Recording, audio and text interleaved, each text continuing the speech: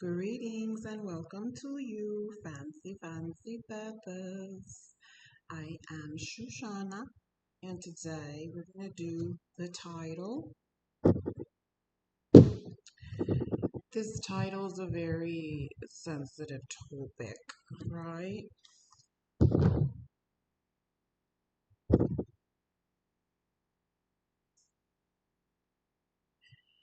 So, by the title, I am not necessarily talking about deceased ones. I'm not talking about ones that peacefully passed away and that you were left on good terms with.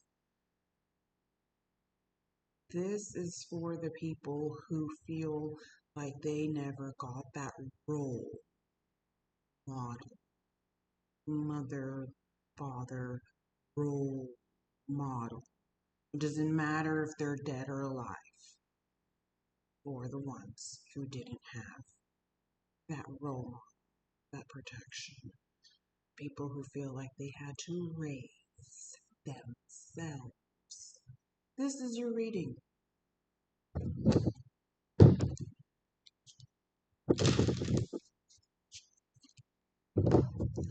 How? How does this collective survive? Right? You ask yourself probably every single sunrise. Every sunrise. You ask yourself probably about the same question over and over again. How did I make it this far? And how do I continue? Right? You don't even want to begin yet because I want to give you a moment to really acknowledge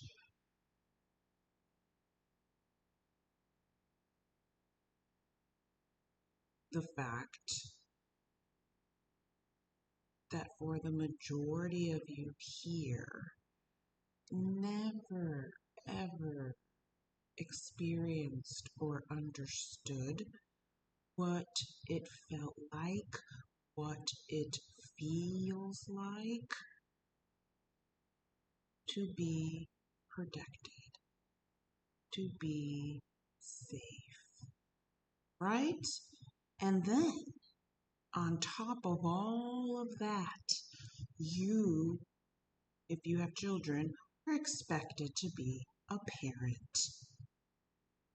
And a lot of times, a single parent. When you never even had that yourself because you were forced to raise yourself. So you have to give what was never given to you.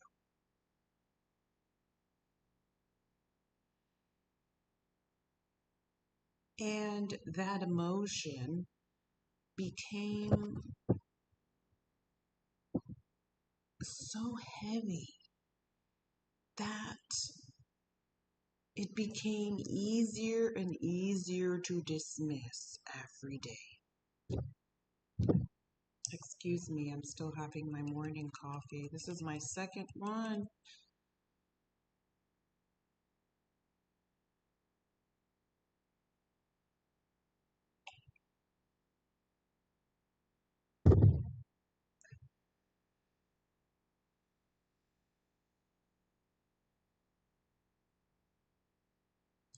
But there comes a point where you go through ups and downs, days where you're really good at dismissing the inner truth, and then other days it simmers and you feel it, right? But you've come so accustomed to adapting to the trauma that it's become like a routine.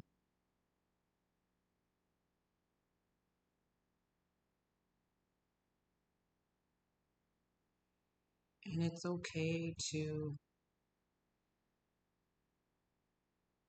really sit there and think about all of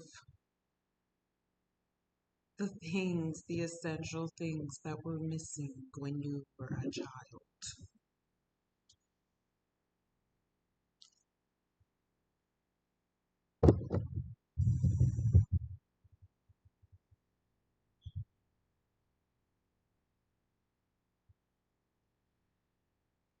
Does this collective ever wake up one day and think, I'm not doing this anymore? I can't do this anymore. This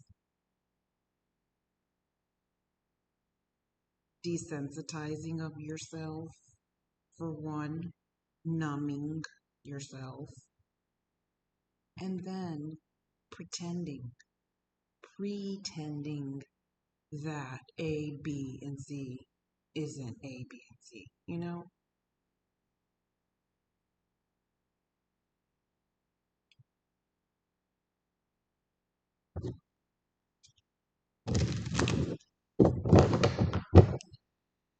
And I feel like the time has come for this group to get a lifesaver, whether that is an energetic or spiritual lifesaver, into their life and accept that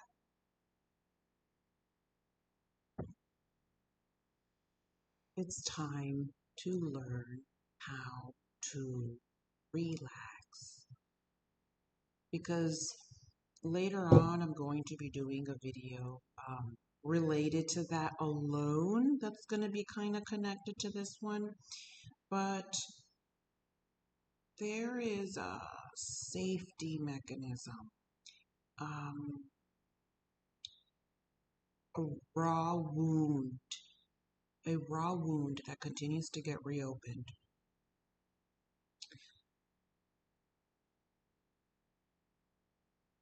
and is not dealt with because this collective hasn't found anyone that understands the level of trauma behind your upbringing, whether that was foster care. You know, some people were able to meet their parents, others were not able to.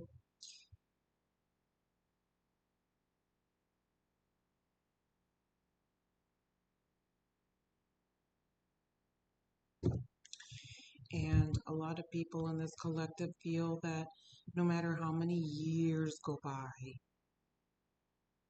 it doesn't go away, right? There's this it that doesn't go away, this feeling like, I almost want to say, an abandoned animal. You know how in the animal world, the cubs or whatever, they're not around the mother for a long time. They're not around. They're expected to be independent really quickly. And then they're off on their own,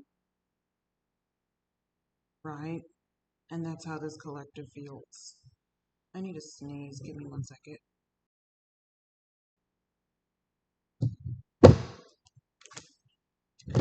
So, how can this collective have a better life than having to wake up every day and having to dismiss something as if it's not severe enough to be acknowledged?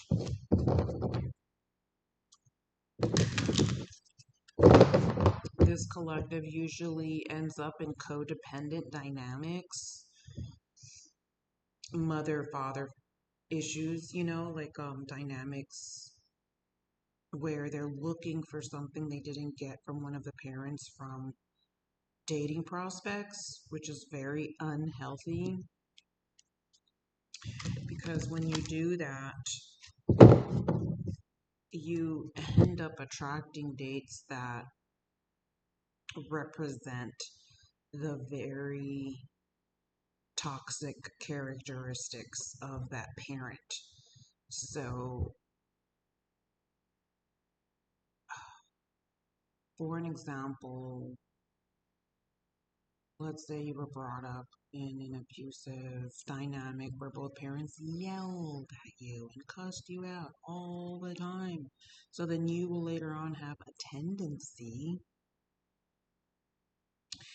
to date people who yell at you. I need to modify the temperature just for a second. I'm sorry. Okay, I thought that I had accidentally put the heater on, but I didn't. I think it's just the coffee. It's just the coffee.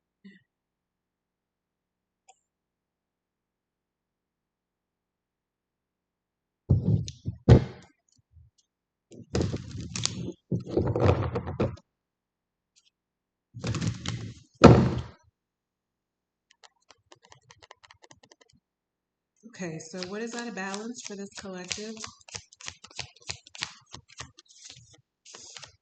What is out of balance? If everything has felt accurate, this is your reading. What is out of balance? This right here has come up for almost every single reading that I have done in the past couple of weeks. What is out of balance is this collective not asking for help, this collective needing affection, this collective needing a back rub. Desperately, this collective needs to get their back rubbed. More than ever before. It's been years since this collective has been touched. Okay. And it's like you have a hard time with your voice. You have a hard time speaking up and expressing your emotions. But if you don't, it's just going to cause further stagnation and further imbalance in your nervous system. So,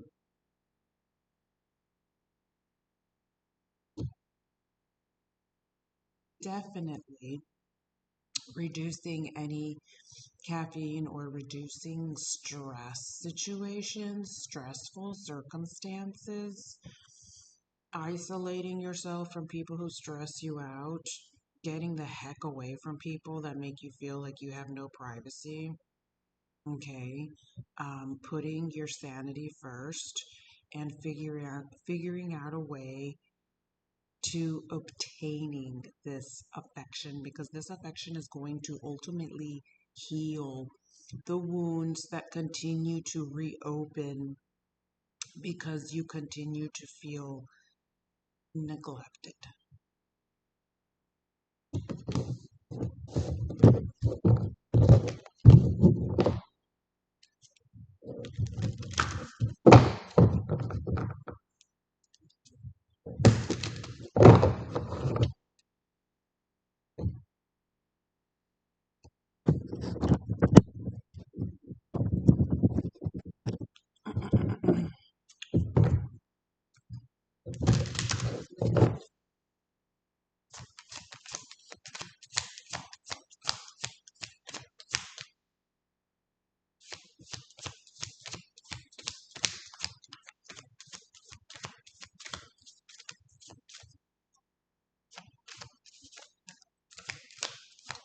Suggestion.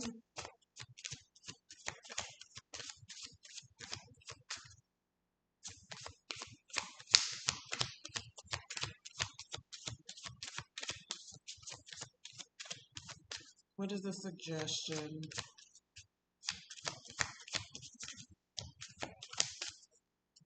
for how this collective is to go on?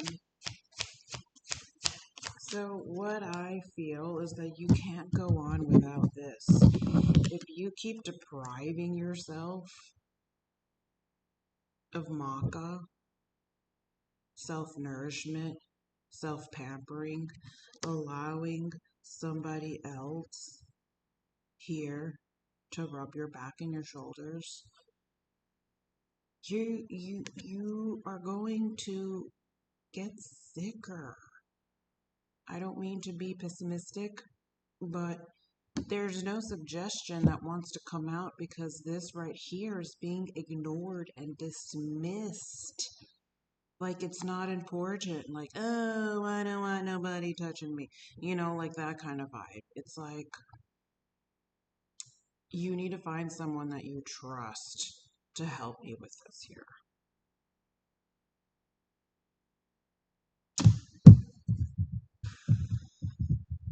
Okay, so because I keep feeling like this is going to be ignored or dismissed because, maybe some of you are feeling so low that you just think that this can't happen. And there are ways around it.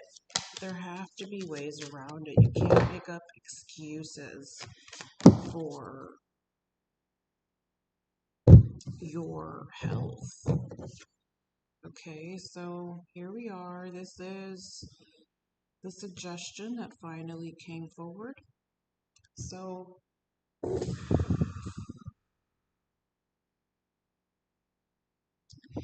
this one here is all about the spells that you're casting with your thoughts. You don't have to be this or you don't have to be that. But what you do with your thoughts get conjured up no matter what, whether or not you want to believe in spirituality or not. Your thoughts become spells. Your thoughts become thunderbolts of castings. So if you're always thinking negative, if you're always thinking of the past, if you're always thinking of the bad memories,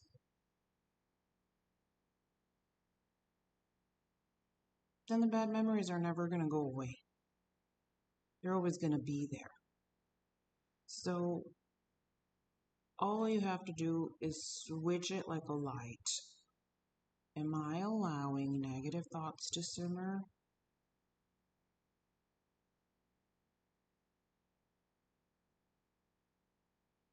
Judging the negative thoughts, criticizing yourself, badgering yourself? The best way that I recommend getting rid of negative thoughts is to go through them instead of just dismissing them as you have been every morning. Go through them all. Get a notebook and go through them all. What are all the emotions and sensations that you feel? Is it bitter, hate, resentment? The list goes on. Anxiety, lack of safety, lack of protection. The list goes on, right? So go through the list and feel each one. Allow your body to feel each emotion. And what's very interesting when you do that is that your body doesn't simmer in it for long. When you give the negative emotion or your body a chance to feel the sensation, it becomes more honest and raw. So let's say you have your list and you're depressed, right? When you're always dismissing negative emotions, you're not understanding them, but if you're allowing them to be felt, it's easier to move on from them and go on to the next one. So you go down the list and then let's say you reach a word, anxiety,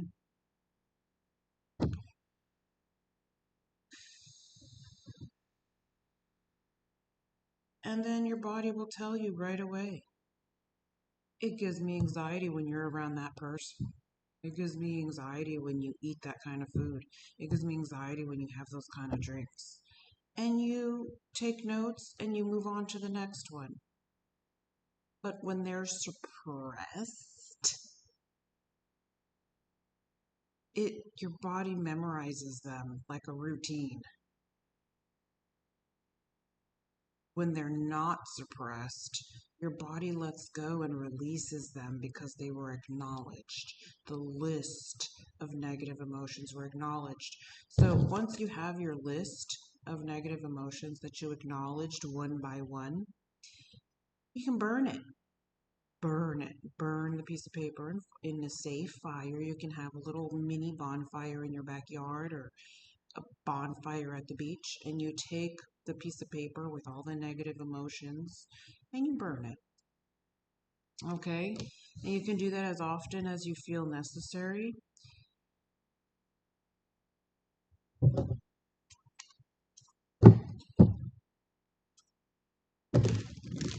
Your body doesn't know the difference between a lie and the truth. So if you're telling your body, I can't do it, your body won't do it because your body believes you when you say that. You know, when people joke around and they're like, oh, I could kill you for this. The body takes it as a fact. So even jokes are supposed to be discerned about because your body doesn't know the difference. That's how subliminal programming works. Subliminal programming, TV commercials, movies that hex you, NFL and the Super Bowl that hex you. That's how they work. They work subliminally. Concerts, they work subliminally. They are subliminal spells because your body doesn't know the difference, so your body will take it as fact. So be wary of what you're allowing yourself to see. I personally do not support cable and never will. I do not pay for cable. I do pay for Wi-Fi and I unplug it before I go to bed. But cable companies, they are an encyclopedia of hexes. That's why it's called programming.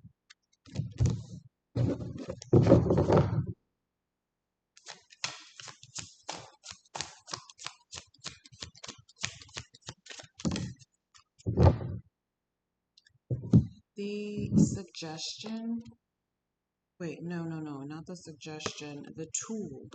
The tool that you already have to sustain this alignment is your own creativity, whether that is art, painting, music, jazz, drumming, metaphysics, healing, crystals. So there's something that you're really good at. And the reason why you're so good at it is because of your pain.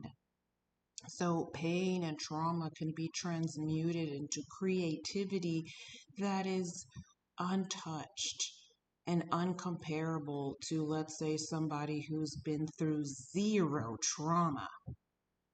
Okay, the best artists, the best musicians are the ones who have actually experienced pain and suffering.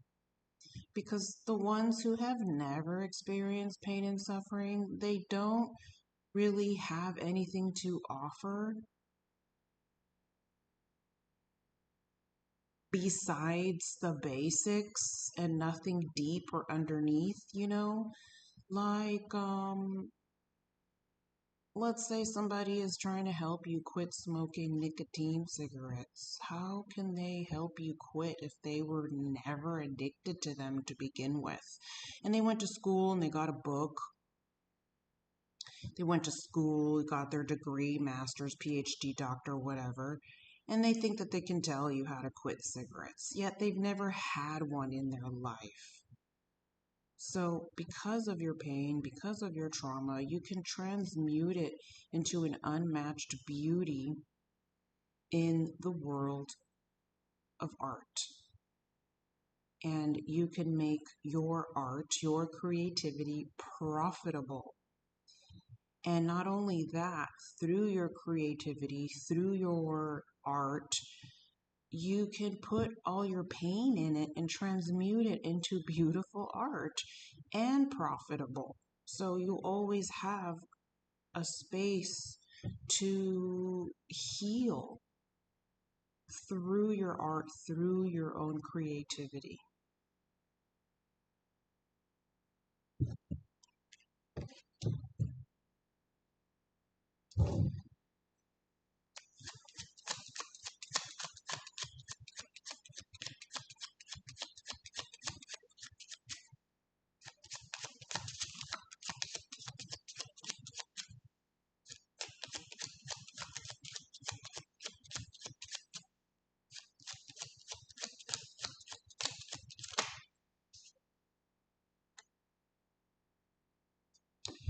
So commitment is extremely important for this collective. As you work on your pain and learning how to transmute it into art and creativity and profit, that will remove the lust candidates. That will shake off the toxic codependent dynamics. So, the more that you do energy work on yourself and these layers of trauma that come like waves, it will attract people that are serious about you and serious about committing to you because you committed to yourself. So, if you feel like before this or recently in the past, everyone that you've ever tried to date wasn't serious about you or not wanting to commit or running whenever there's a chance to not run, it's because it was reflecting your lack of commitment to yourself. And by commitment to yourself, I mean like working, putting yourself first and not prioritizing others anymore, because I feel like you've been put in a position where you had to prioritize others your entire life in exchange for your own destruction. And you're realizing now that that's not going to fly anymore.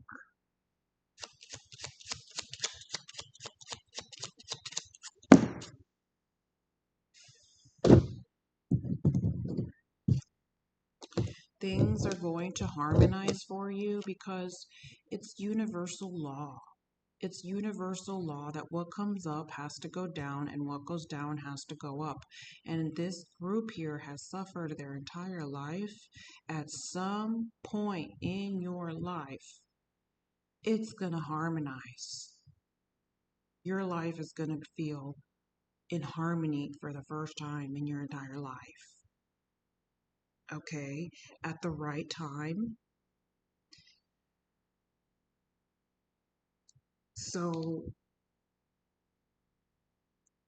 I don't want you to feel like this is going to go on forever because it's inevitable that as you work on yourself, things externally begin to harmonize. Okay? So if you are unemployed or looking to switch industries, this is the career oracle for you.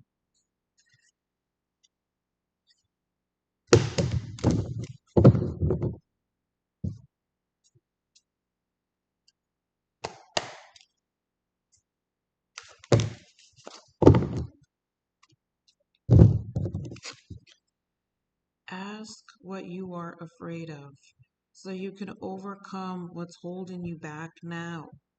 There are leadership opportunities for the taking. Okay, so what I'm feeling with this group here is that sometimes you feel like you cannot handle leadership roles, and with this here, it says that's not true. You can most definitely apply for leadership roles, management, executive, you know, leadership roles. And the reason why you qualify for leadership roles is because you actually have hands on experience that your competitors don't. Okay, whether you want to get into teaching, a counseling, therapy. You know how many therapists out there have never dealt with any pain in their life and yet they want to be therapists? Like, why? Why do you want to be a therapist when you don't understand pain? You do. This collective understands pain, so you can go back to school for being a therapist. You can go back to school for being a school counselor. There's some people who are school counselors that don't even have kids, for God's sakes. How are they going to help? They don't understand the whole process. So a lot what I've noticed in the work world is that a lot of people don't qualify for the positions that they're doing. They really don't. They have no idea what they're doing. We have a bunch of people who are running businesses, expecting to hire people to do management positions and multiple role positions at minimum wage. It's like, if you're going to neglect your business, then don't run one. If you expect to hire a bunch of people to cover your absence for a business that you're never going to be in, and you plan on moving to another country while opening up a business on the other side of the world, then don't even open it. It's not fair to somebody else who wants to lease that office or that shop and actually wants to be there. Okay. um I follow this pizza business on Instagram in New York. There's a bunch of brothers that run a pizza restaurant, and they love to work, and they're always there. They have the oldest brother has an opportunity to retire, but doesn't want to, because they love what they do so much that they don't want to retire. And they just want to be there with their brothers and cook all day long for customers. That's what I call passion. That's what I call being qualified for a leadership role, when you actually have the passion, drive, and experience to follow it through. A lot of these businesses that I see over here need to just completely get replaced by people who actually deserve to run them. Let's do one more.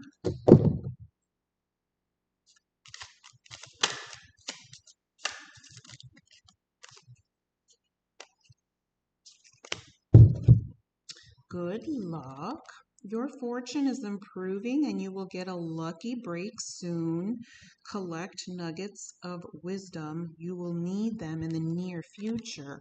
So, again, I feel like this is inevitable for this group, and I feel like a lot of people in this group have even been feeling a little mix of hope and excitement, because you know that there's something that has to give. Like, things can't go on forever. You can't feel torment forever, especially when you're doing your end of the work. As long as we do our end of the work, Source does the rest, the universe does the rest, and things get done and progress, right? Right now, we are in a Saturn retrograde. So if you feel heavy, it's because the Saturn is retrograding in Aries right after a Mercury retrograde. So that heaviness is the heaviness of consequence. Another thing that I wanted to mention with this group is, be careful with desperation. Desperation attracts delay. And if you've been desperately looking for work, desperately looking for a partner, desperately looking for answers, guess what? It only has attracted delay. You have to learn how to release the grip, release the grip, release the clenching, the constant tension. Imagine every single muscle just being cut loose of this invisible, tense thread that trauma has caused this tension on. So let's see if we can do it right now, really quickly. Imagine all of your muscles, every single muscle, every single ligament, every single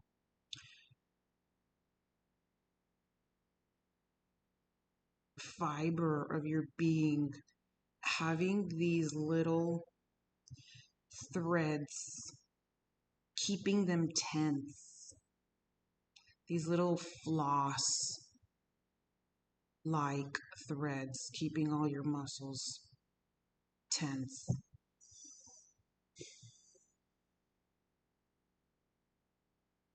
And then imagine them just being completely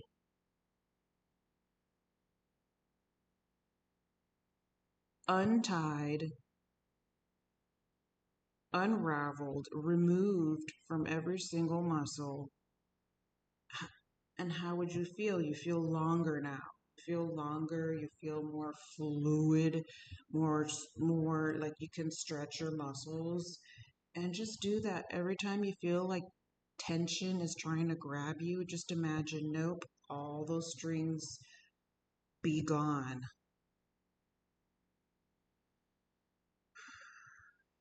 I like imagining all the little strings burning off by this protective fire that burns off all these tense ties, just burns them all off, and they just burn to smoke, and just release your muscles so that your muscles are no longer tense.